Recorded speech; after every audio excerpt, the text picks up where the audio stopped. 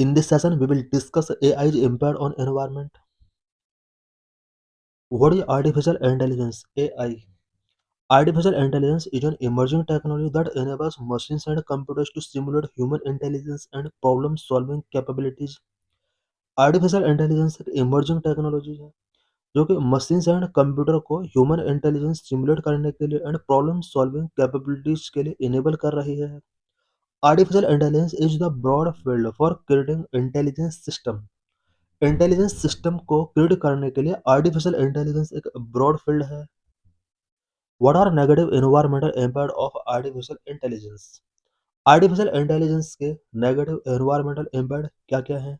Number one, high energy consumption and greenhouse gas emissions. Number two, resource depletion and e waste. Number three, water consumption. Number four, carbon cost of training. Number one, high energy consumption and greenhouse gas emissions. AI training and operation demand massive electricity, increasing demand on grids and boosting greenhouse gases. Data centers already account for 1% of global emissions projected to rise. Artificial intelligence training के लिए and operation के लिए electricity demand बहुत ज़्यादा बढ़ रहा है and इसकी वजह से ग्रीन हाउस गैसेस का जो एमिशन है वो भी बढ़ रहा है। ग्लोबल एमिशन में आर्टिफिशियल इंटेलिजेंस का जो रोल है वो 1% है और ऐसा एक्सपेक्ट किया जा रहा है कि ये परसेंटेज इंक्रीज हो सकता है। Number resource depletion and e waste. To manufacture AI hardware involves mining rare earth and rapid upgrade create significant e waste. AI hardware को मैन्युफैक्चर करने के लिए रेयर मिनरल्स का माइनिंग करना होता है एंड इसकी वजह से ई वेस्ट भी बहुत ज़्यादा इंक्रीज हो रहा है। Number three, water consumption. Cooling data centers require substantial water straining resources. Data centres को कूल करने के लिए सब्सटेंशियल वाटर की रिक्वायरमेंट होती है और इस तरह से वाटर रिसोर्स भी यहाँ पर स्ट्रेनिंग हो रहे हैं। Number one, carbon cost of training. Training large models like GPT-3 emit hundred of tons of CO2 comparable to many cars annual emission। Large models को ट्रेनिंग करने के ड्यूरिंग भी hundreds of tons of CO2 emit होता है। Such as GPT-3 को train करने के लिए हंड्रेड्स ऑफ टन का CO2 यहाँ पर एमिट होता है जो कि एनुअल एमिशन जो कार्स का होता है उससे भी कहीं ज़्यादा है। What are positive environmental impact of AI? Positive environmental impact क्या है एआई के? Number one, climate and weather prediction. Number two, energy efficiency. Number three, sustainable agriculture. Number four, resource management. Climate and weather prediction. AI improve climate models, flood forecasting and disaster preparedness। Artificial intelligence के through climate models prepare किए जा सकते हैं। Flood forecasting में artificial intelligence का एक important role होता है एंड डिजास्टर प्रिपेयर्डनेस के लिए भी आर्टिफिशियल इंटेलिजेंस का आज सभी कंट्रीज यूज कर रहे हैं। Number two, energy efficiency. Optimising renewable energy grids, suggesting fuel efficient route and managing smart grid. Number three, sustainable agriculture. AI help in future farming, optimizing resource use in agriculture। Number four, resource management, enhancing efficiency in sectors like transport, industry, and water management। कुछ special sector such as transport, industry and water management की efficiency को artificial intelligence के through enhance किया जा सकता है। Mitigation and way forward. Green AI initiative develop energy efficient models, use pre trained models and employ specialised hardware.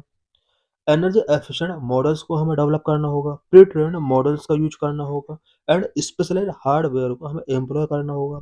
Renewable energy for data centres, need powering data centres with renewables and locating them in renewable rich areas. जितने भी data centres हैं उन renewable के through powering इन्हें given करना होगा। Policy and governance, establishing standard for AI sustainability reporting and integrating environmental ethics into AI governance। Circular economy, addressing e-waste and material lifestyle in AI hardware। AI hardware में अ, अ, जो material use हो रहा है उसकी वजह से जो ई वेस्ट अब जनरेट हो रहा है उसको हमें एड्रेस करना होगा। India context balancing AI growth with Nations net zero 2070 target focusing on sustainable electronics manufacturing. India का नेट जीरो 2070 का टारगेट है और इस टारगेट के साथ एआई ग्रोथ को हमें बैलेंस करना होगा so that sustainable electronics manufacturing पर फोकस किया जा सके। Current AI laws in India. India में आर्टिफिशियल इंटेलिजेंस से रिलेटेड करंट में क्या क्या लॉज हैं। India currently does not have a dedicated comprehensive AI law. Present में इंडिया के अंदर कोई डेडिकेटेड कॉम्प्रिहेंसिव एआई लॉ नहीं है। Instead AI governance is mandated through other existing and proposed legal instruments. India में एआई गवर्नेंस को existing and proposed legal instrument के through manage किया जाता है।